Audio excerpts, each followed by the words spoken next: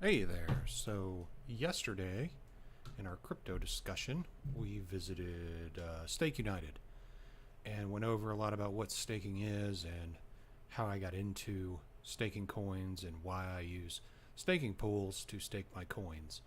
And we're going to visit this stake pool called Staking Lab, and we're going to visit another one tomorrow as well. If you want to know more about those things, you can go watch the last video from yesterday. It's a little bit longer. I can cut this one down. I could just introduce you to the site, and you can see what it's all about, and I'll cover some of the differences and what I think about it. So I like their dashboard. When you log in, you get a nice dashboard. Your news is up here, things you need to be aware of, and in a bright color so you don't miss it. And then it gives you a breakdown of your coins like everything else. And I don't have a huge investment here. I just actually just started getting kind of into Staking Lab and checking it out. So I'm only $18 in. That grows, so I'm not terribly worried about it. But I actually have a couple of master nodes here that I'm also participating in. So I can go over those a little bit. So this is what I've gained so far in total coin value from my stake holdings, and this is what I've gained so far in coin value from my masternode rewards. And like I said, it goes through and tells you the coins that you're in, the value in USD, what how that's working out, value in BTC, masternode rewards, and as you can see, most of these rewards are pretty trivial. They're fractions of whatever coin it is, and none of them are actually giving a full coin. Some of my masternodes that I own pay 14 coins each on a pretty regular basis. Some pay 5. One of them that I have pays 5 pretty regularly every about day and a half. So that's extra money I can just pull out and put somewhere else, or I could sell that and get something else, which is kind of what I've been doing. So I have not been holding any of those, mostly because I like seeing the volume on them. All right, and then if you go further down the page, it shows you your last 10 rewards, so you can see what I've been getting, and they actually do take it out a little bit further than Stake United does, because Stake United would have just displayed a 0 in this column, whereas in this one you can actually see out a few decimal points how much you're getting. Looks like OPC is the one that's actually giving me whole coins, so that's good. But a lot of them are just giving me parts of a coin, which is fine because the more coins I get, even partials increase the value of what I have, so that's worthwhile. Then you go down here and you can go to the coin info. I like the way they have the coin info set up. It's very handy. It took me a little bit to get used to it. So if you're not impressed by it, just realize that having all of the coins listed on one page with their symbols, the current price, and the current Bitcoin price, and their symbol right here. So you get their icon and their symbol right there, and then you can create an address. The first thing I did when I came on this site was opened up every single one of these and created a wallet, because as soon as you open it it creates a wallet. So let's open a coin that I don't have a lot of interest in, this Aryan. I have no interest in it whatsoever. So if I click more info, it opens up this coin detail, which gives you info on what the coin's all about.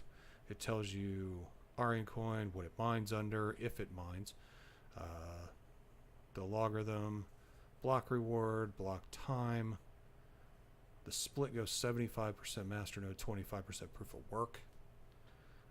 Masternode collateral is 5,000 Aryan to get your own masternode, and that's why these shared masternodes are nice, because you don't have to have all 5,000 of the coins yourself.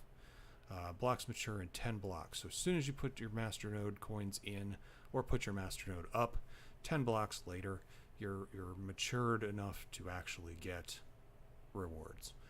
That doesn't mean you'll get a reward right away, because it distributes between all the masternodes, but you'll at least be eligible. Tells you the proof of work, block time, tells you what exchanges you can buy the coin on, rewards plan, and if there's any specifications, they'll show up under this tab, but it doesn't look like there are for this one. So this is a handy little thing to have. I like this. It works well. Having all the coins, and some of them take a little bit, because if they're new coins that you've never seen before, to know the Nadium was XN, when I started looking for it to actually put some money into it, it kind of threw me to try to find it. So I actually had to make a sheet that I could follow with each one of these on it so that I could fill them in as I took an interest in them. So now we can go to their wallets. We can look at the coins themselves. So another great thing that they do is when you look at your wallet, it shows you all the coins. But the ones that you have interest in show up with a green highlight. So as you go through, you realize everything from here down is not highlighted. And that means I have no interest in those. So the coins that I'm actually interested in show up right on top, right up front, and it shows me how much of each I have. And as you can see, the balances I have right now are kind of trivial. I just got on here not too long ago, and I have not yet finished getting every coin activated that I want on Stake United. Once I do that, then I'll move over to here. But that's how this is working out. I actually have something else that I'm working on right now, as evidenced by some of the videos I've done this week. So dumping actual money or pulling money from my trading bot or pulling money from mining has not actually been my priority to get these up and running. It gives you your withdrawal addresses and your transaction history. And then you can look at the staking pools and get a better view on what's working, what's collecting, what's staking. So if you look at each one of these, it puts if you hover over the eye, it gives you the status. So this is currently staking. So it says pool is running and collecting stakes for you. And my status is staking. Now on this one, Everest, I don't have any. So it will still say pool is running and collecting stakes for you, but I don't have any stake in it. So therefore it doesn't show me, it shows me as non-active. And like I said, these are all the staking pools, and the ones that you are invested in are highlighted green. That's kind of handy. It keeps them right up top.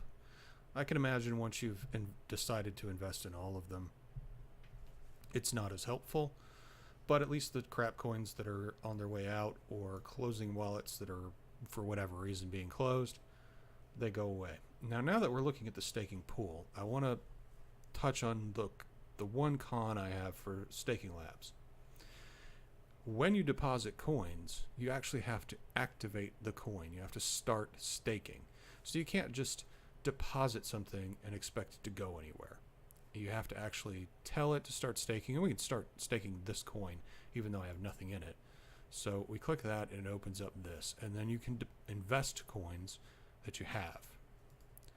So we click invest and it tells me I have none. So I actually have to deposit coins in order to get them. Now here's the kicker. If you work with a coin that goes very slowly to transfer, and some of these do, you will be sitting here waiting to activate your coin. And you actually have to activate it. So all the time that it's sitting there, it's not doing anything. It's waiting for you to activate it. So I'm going to stop staking this because I have no interest and no balance in it. So it's not something I want to pursue, but you do have to activate the staking. I don't like that fact because I like the way Staking Labs does it, where the money you put in gets staked and works for you. I can set up my transfers, I can walk away, and you know what? I can check them later. I don't even have to look at them because there's no way I'm going to have any interaction with them whatsoever anyway. So what good is it going to be for me to do to sit here and watch to see if my steep made it over so that I can click a button so that they can start working with my money? Not horrible for me because I'm putting in sub 2,000 coin deposits. So it's not going to bother me too negatively. But every minute that you're not staking your coins and they're just sitting there, they're not doing anything. So if you did buy them, well, until you hit the button, they're not doing anything. And then once you're staked in it, you can invest it, you can withdraw, and it gives you some pool details if you're interested. And you can look at each coin, and it is kind of interesting, all of the information they give you, because it tells you when the rewards came through. So you can kind of preview a coin and see, okay, 23rd, 23rd, 22nd, 22nd, 22nd, 22nd. You could see how often the coin stakes, and you can see about how the payout works. So that actually isn't too bad. You can see the deposits. Oh, excuse me. And you can see your status and whether it's active or give your actions or not. So it does give you some good data points to look at.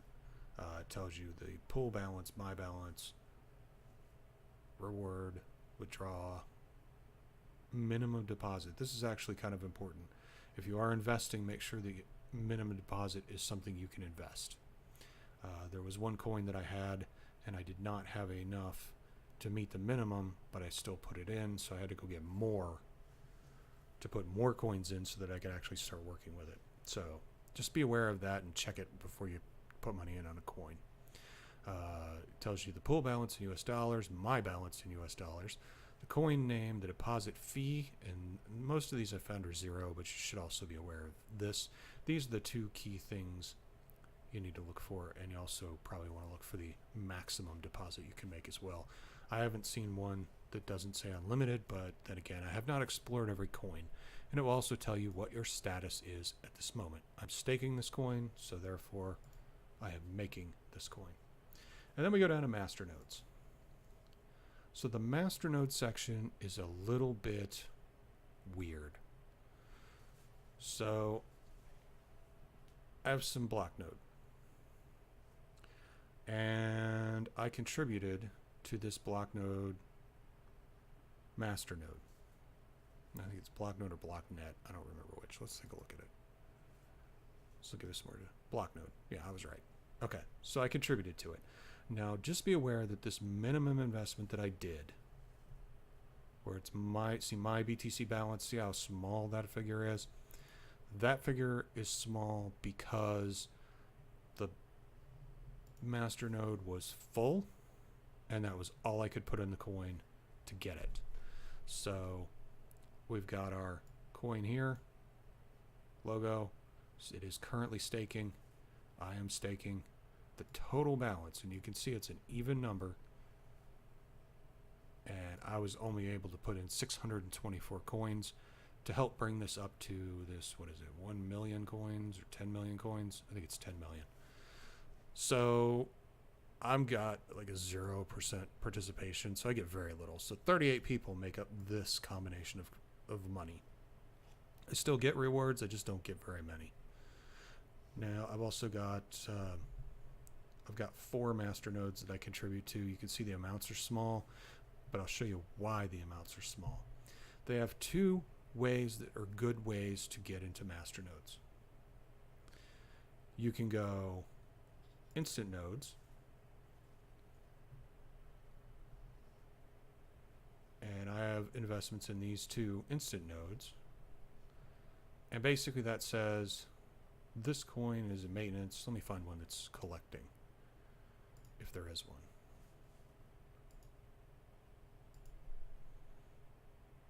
Okay, here's one that's collecting.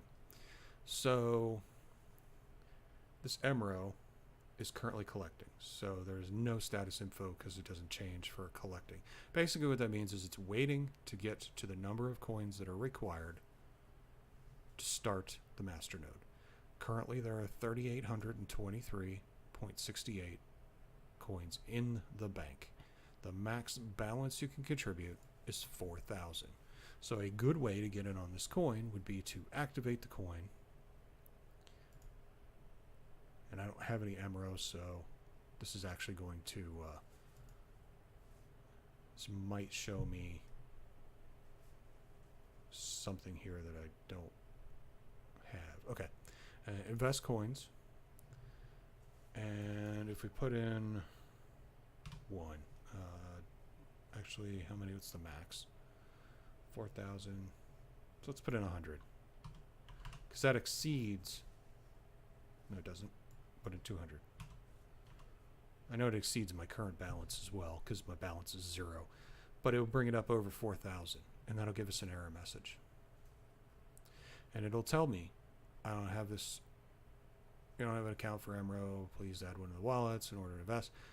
But the important line that you'll get, even if you have the coins, is it will tell you the amount should be less than or equal to this number, and that's the maximum you can put in. So if you have trouble figuring out the math and it's giving you fits, it will give you a rough estimate. And yeah, I know that's a lot of numbers, so it seems like it's high precision. But I have had to fiddle with the numbers a little bit to get it right in some cases. And there's also the fact that this is slightly delayed. So someone could have actually come in and put in a bunch of coins that I haven't seen yet. So if I put in 181 and take this almost all the way up to 4,000, that would leave it to where the next person would have to make up the balance, and that's all they could do is like the 0.9 or 1 that they could put in to bring it up to full value. But it will tell you this. Now, if I was putting in 181 and it looked like I could do it, and it kept telling me it was too much money, I'd have to cut this down and cut this down and cut this down to see if I could squeeze into this master node. So maybe I'd put in 160, 150, and try to find a value, because someone may have already contributed 130 coins, still leaving 50 or 60 open that you could squeeze into, but it hasn't updated the site yet to tell you that they're changed. So those are instant nodes. This one tells you what you need to get into it and the max balance it can go up to. As you can see, once they get pretty darn close, they start becoming master nodes. Now, the other thing that they do that I really like is they have recommendations.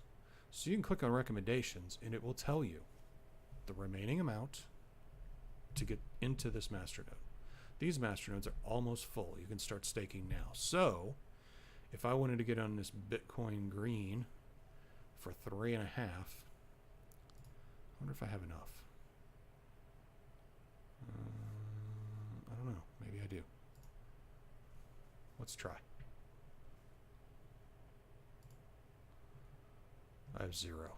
So I have a wallet and it's telling me I have no coins available. So that's okay.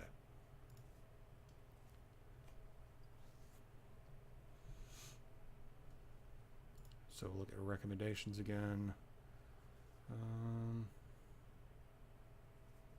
The only downside to this, and I don't want to keep playing around with this to try to find a coin that I have a balance on, but the one thing I wish they did here was put your balance for that coin so you could see if you had enough, because it would have been nice not to have to click that to go into it to see I had 0 coins, even though I was pretty sure I did.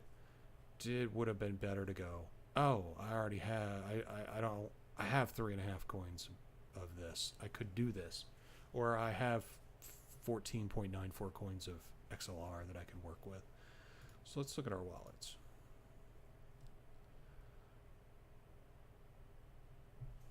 And Bitcoin green, I only have 0.12.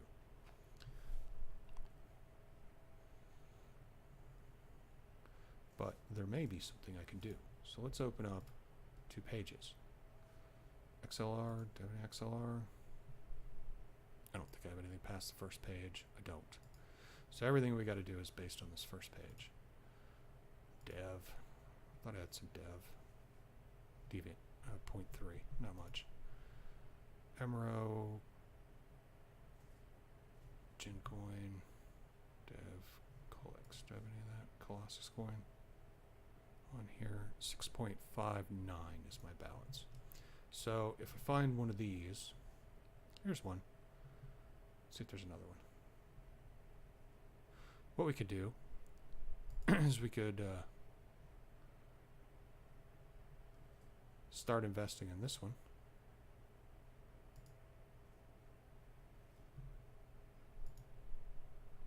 And we have 6.59 of Colossus. But I think it's tied up in something. So that's not a clear figure.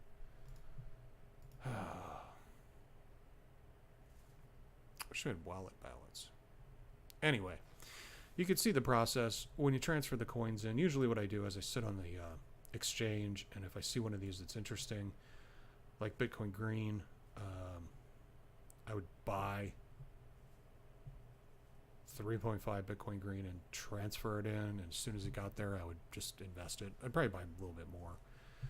But usually they have about 10 to 15 nodes that are almost full. And master nodes are a decent way to get income as well. I don't need to cover those. I don't think if you want to get into a master node, you would probably know what you're asking about. Okay, so pros and cons. I like the speed of Staking Lab. I like the dashboard. I like the coin info page. I don't like the way the wallet and the pool investments work so much, but they're not broken. It's just not as efficient as some of the other sites that I've seen. So there's nothing really wrong with it. It's just personal preference, completely personal preference. I would rather see it a different way. And there's maybe perfect for you. And that's why I'm showing you the 3 sites that I deal with. There's 4 actually, but one of them's been in maintenance for a while, and I have a feeling they're culling out coins, and I haven't actually invested anything in that one yet at all because it's been in maintenance since I looked at it, now that I think about it. So you can do usual things here. You can stake coins, you can invest in master nodes. And I did notice that the staking pools did pick up very quickly. As soon as my coins hit and I did declare them, they started staking fairly quickly afterwards. So not a horrible way to do things. But I just don't like this having to click a button to tell it to stake the coins. So that kind of makes me not terribly happy about it. The payouts are okay. There's less people in here in general than there is in Stake United, at least from what I see for the members. That's a good thing and a bad thing. There's high coin values here. They're not lacking in coins. So you can see this is a fairly high balance of coins. So they do get rewards. However, there's less members, so the awards it's easier to have higher participation in some ways because there's less people, but there are an extreme amount of coins in some cases. If you wanted to get down to something like TOC, nobody's really invested in it yet. I don't think you can buy it right now. That's the problem. And it has a total balance of 0.03. This one's 23,000. You could probably get... There's 42 people with 23,000 coins. If you invested 1,000 TOC, I don't know what TOC's selling for right now, but if you invested 1,000 of this, I think it's TOC, maybe it's TOC, I don't know, you would carry a bigger percentage of the pool. When it got rewards, you would get more coins back than somebody who contributed less. So the number of coins determines the reward frequency.